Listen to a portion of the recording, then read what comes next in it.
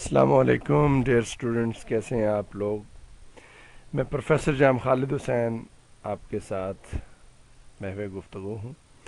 आज हमने second year biology में से excretion in vertebrates and human के मुतालिक बात करनी है।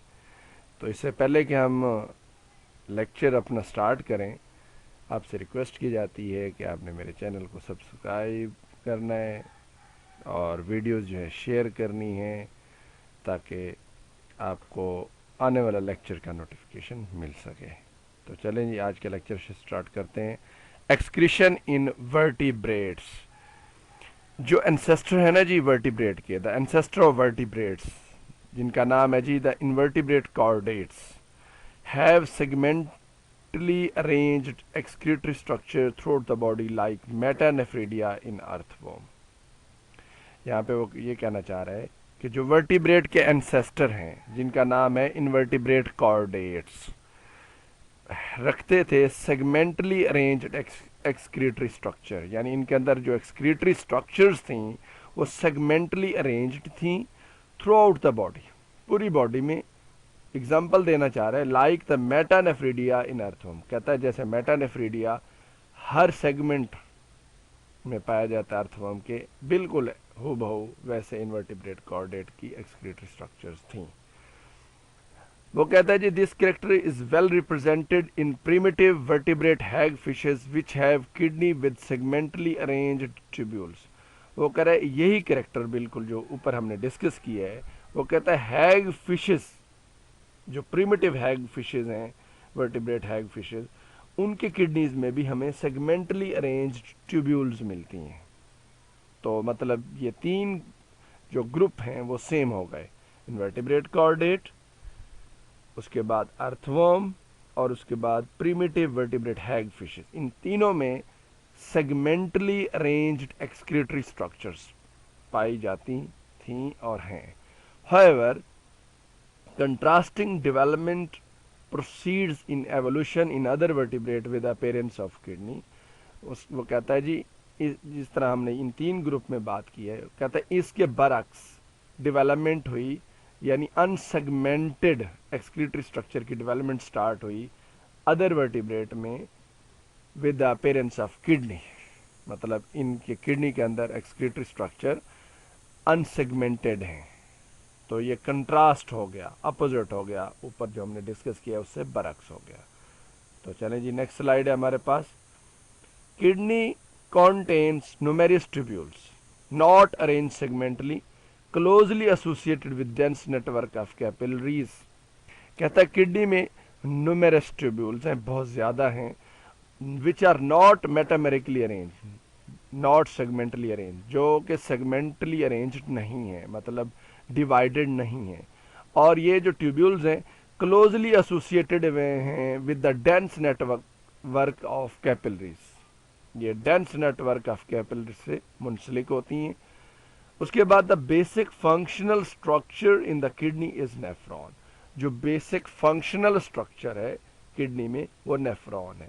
नेफ्रॉन को हम functional structure, functional unit of kidney तो कह सकते हैं, बट स्ट्रक्चरल नहीं कह सकते, क्योंकि किडनी में नेफ्रॉन के अलावा अदर स्ट्रक्चर्स भी पाई जाती हैं। उसके बाद हम बात करते हैं जी normal excretion mechanism in human. Human में नॉर्मल एक्सक्रीशन मैकेनिज्म क्या है। तो कहता है जी considering the chemical basis of life and its sustainability on metabolic pathway, the generation of waste is primarily done at metabolic level and these are called metabolic waste.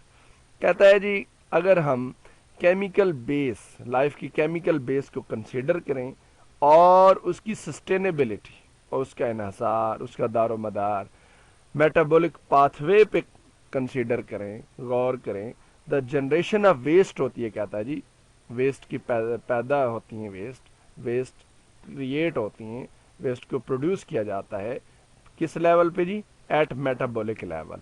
इसीलिए हम इन waste को मेटाबॉलिक वेस्ट कहते हैं। उसके बाद है जी नेक्स्ट स्लाइड हमारे पास। Normal excretion mechanism in human को कंटिन्यू रखा हुआ है हमने। अब इनमें कौन सी वेस्ट है जी, these include urea produce from metabolism of amino acids. कहता है इन वेस्ट में यूरिया है जो कहाँ से पैदा की जा रही है जी, अमाइनो एसिड के मेटाबॉलिज्म से, क्रेटिनिन है जो कि मसल केराटिन से पैदा हो रही है, यूरिक एसिड है जो कि न्यूक्लिक एसिड से पैदा हो रहा है, बिलिरुबिन है जो कि and product of haemoglobin breakdown है, उससे पैदा होती है, and metabolite of various hormone, और बहुत सारे हार्मोन जो हमारी बॉडी में पाए जाते हैं उनके मेटाबोलाइट्स हैं, उनके एंड प्रोडक्ट्स काफ़ी सारे पैदा होते हैं, तो इनको हम वेस्ट में काउंट करते हैं। Metabolic waste also include the toxin produce within the body and या are ingested into the body such as pesticide, drugs and food additives.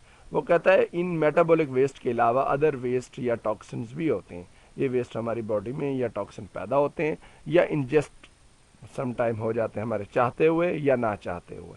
For example pesticides हैं, ड्रग्स हैं और फूड एडिटिव्स हैं, ये हमारी body में enter हो जाते हैं हमारे चाहते हुए या ना चाहते हुए। फॉर एग्जांपल हम जानबूझ के भी ये चीज़ें लोग ले सकते हैं और अनजाने में भी हमारी बॉडी में ये एंटर हो जाती हैं थ्रू एनिमल ड्राइव फूड और प्लांट डिराइव फूड।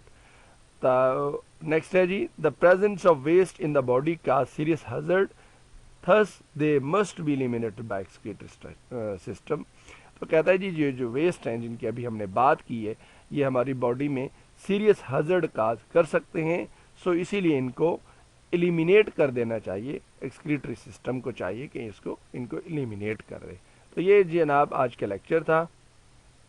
आपका कोई भी क्वेश्चन हो आपने कमेंट सेक्शन में पूछना है, और इसी के साथ ही आप मुझे इजाज़त दें। अल्लाह हाफिज़।